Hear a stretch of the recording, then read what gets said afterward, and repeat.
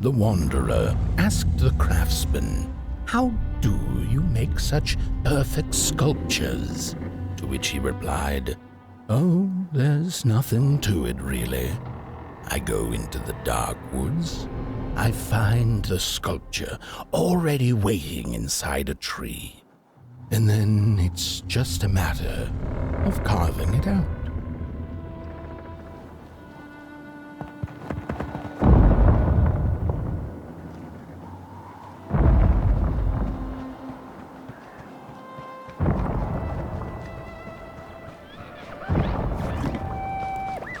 When I was a child, I exchanged letters with a monster in the woods.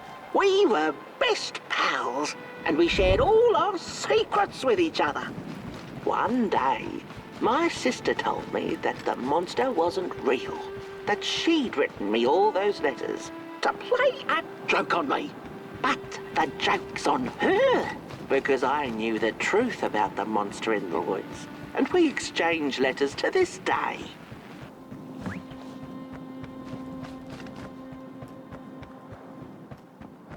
Hark!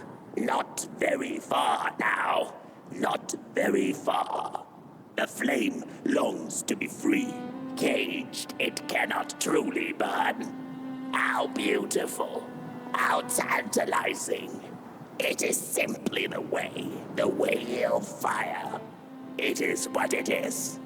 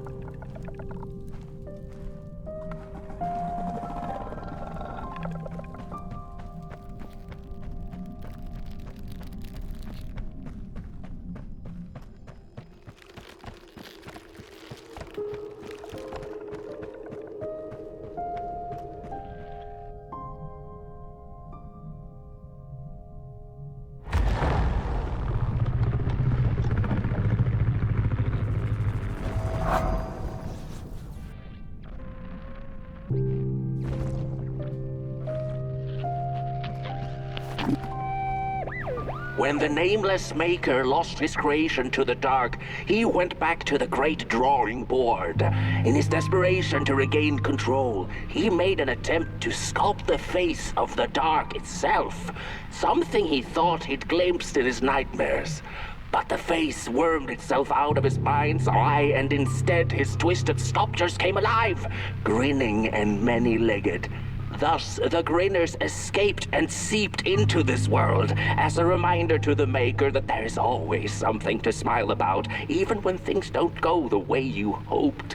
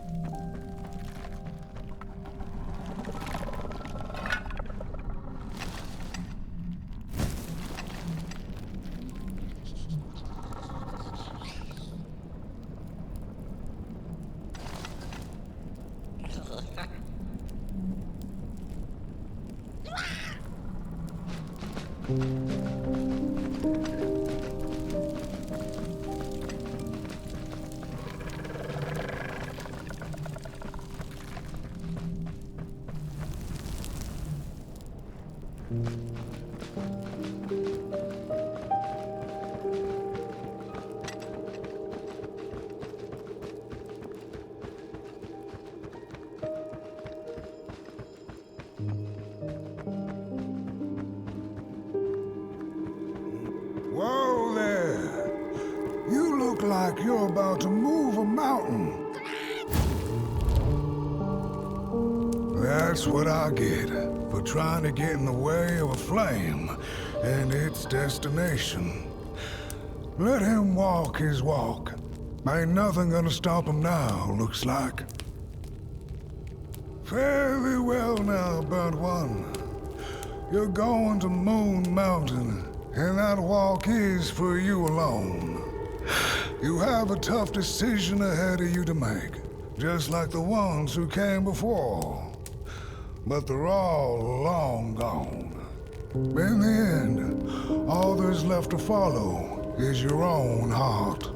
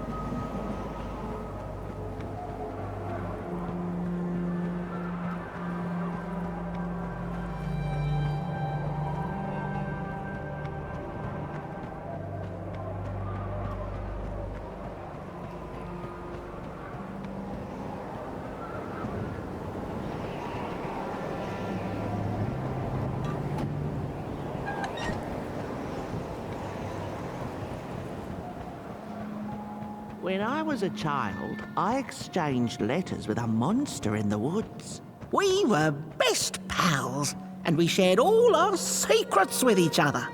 One day, my sister told me that the monster wasn't real, that she'd written me all those letters to play a joke on me. But the joke's on her, because I knew the truth about the monster in the woods, and we exchange letters to this day. Oi, you the caretaker of this little fireball? What were you thinking, letting him run off?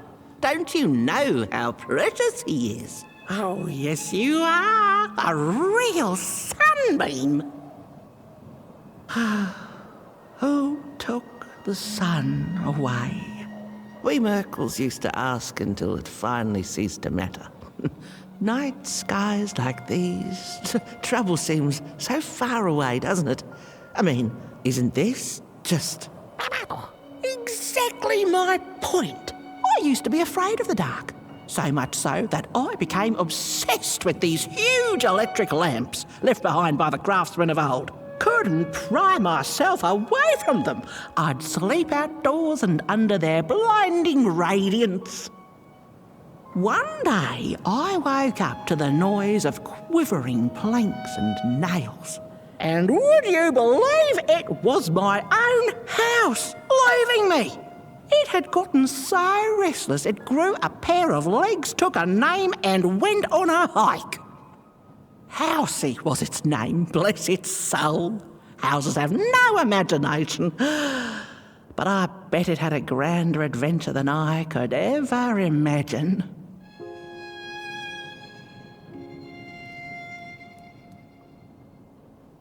This little flame is your home, burnt one. Keep them nurtured and safe, and you'll always find yourself in the right place. Through the rain, in the dark, and over Moon Mountain.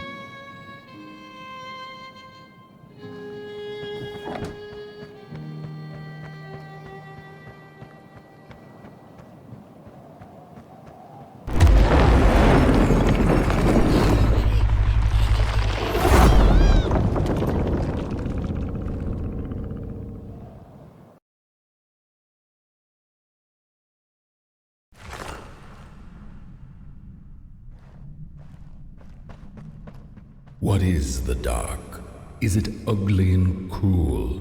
Is it a place for monstrosities, for fools lost in the woods?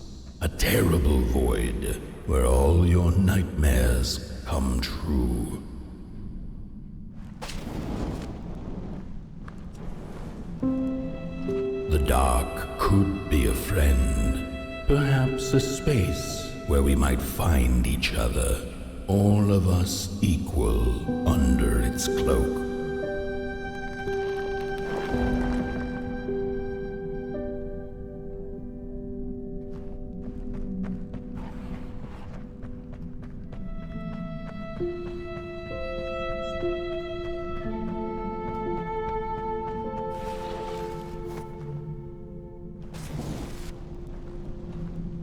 The dark could be an embrace and the release of the old, like taking off a tight shoe, laying bare one's feet, and taking a first step onto a new adventure.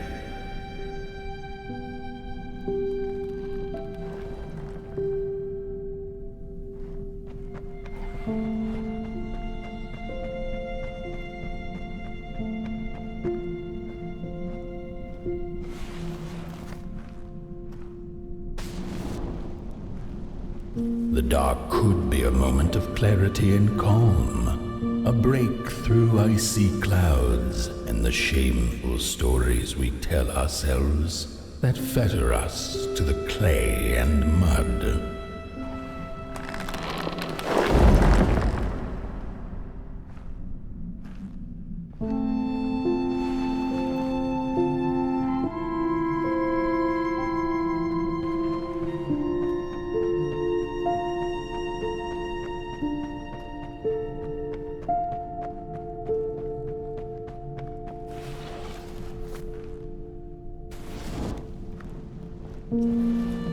The dark could be the space and time that we need to recover from the death of a dream and the quiet promise of new beginnings waiting on the other side of grief.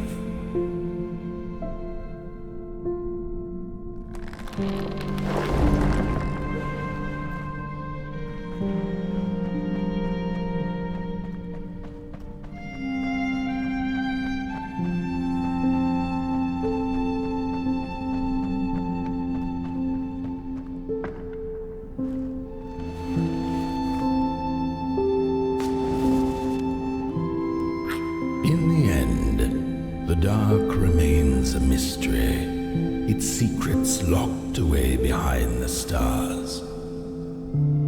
But one can rest assured that it is always there, watching, patiently waiting for us to enter it, with fire in our hearts and with eyes wide open.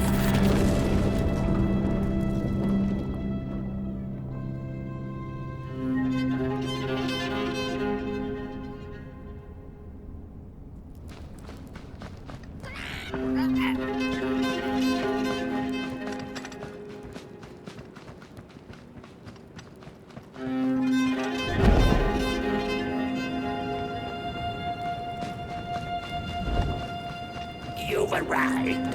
Hark! Your fire is dying. But the last embers will light the final fireplace and send your pot boy home. Can you do what you must? Naturally, you must. It is destined. And you will be loved and forgotten.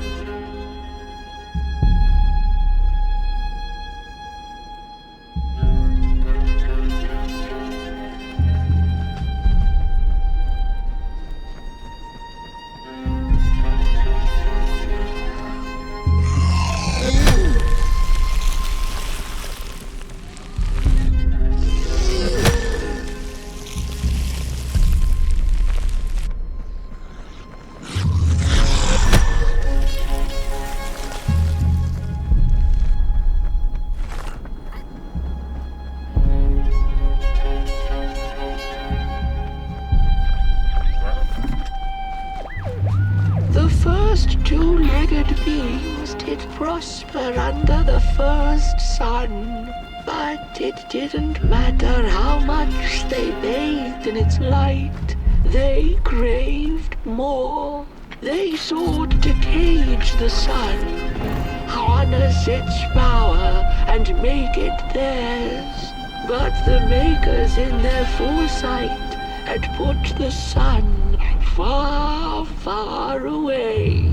So far that no creature could reach it. That's why, in their desperation, the two-legged ones began to collect matches, lighting them like minuscule suns of their own. But there are only so many matches in this world, and one day they'll run out, and they shall once again look to the sun.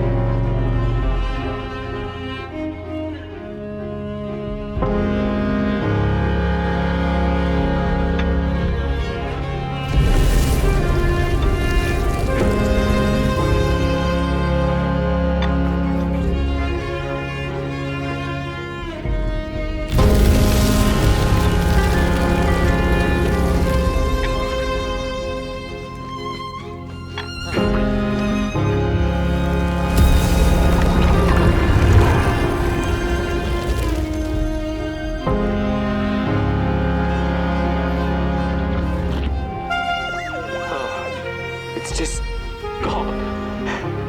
I had this wretched gut feeling like something was up, like something was on the way, a danger I never could have guessed. I figured that's just how I always feel, and my worries seldom come true. And now here I am, and I have been for some time now, and it just won't come back. I'm thinking, while I had it, I didn't know what to do with it, how to care for it, enjoy it. But if I had it again tonight, I'd probably waste it all over again.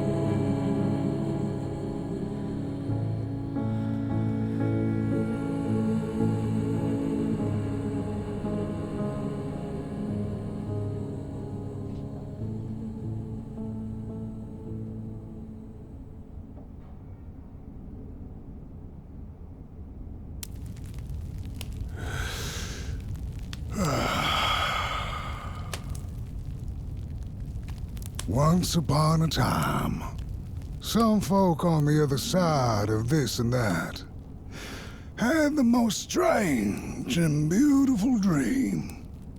I hope that tonight you caught a glimpse of it, and I wish you the levity and grace to smile in the darkest of times and on the way down your midnight walk.